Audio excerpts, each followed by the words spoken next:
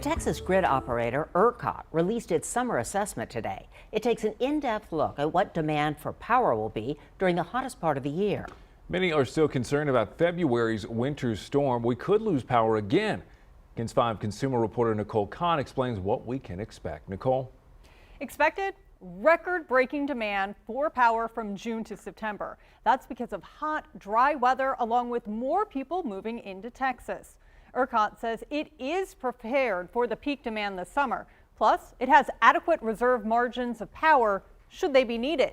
New this year, the grid operator took into account extreme scenarios like we saw this winter.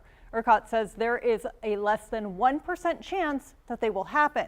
The worst case scenario, the one that could lead to outages this summer, is extremely hot temperatures, power generators that go down, and low wind conditions all at the same time. ERCOT says outages, though, are a last resort. The grid operator says it will communicate better with the public when the situation is critical. So still expect energy alerts this summer.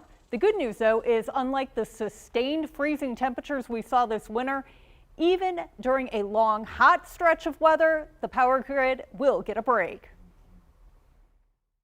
Working internally in order to make sure that that information is released as soon as we possibly can, with the understanding that sometimes the potential for emergency conditions can hit very, very quickly. We saw in 2011, we had 100 days over 100 degrees. It was 100 days in a row over 100 degrees, which is really, really hot. But it still cooled off at night, right? So we got some relief, in the night. It didn't stay 100, for 24 hours or for 48 hours or 72 hours back to back. Also new this year, ERCOT for the first time will be visiting power plants to check on their summer weatherization progress. So we'll see how it goes once the hot weather hits. Deb? All right. Thank you, Nicole.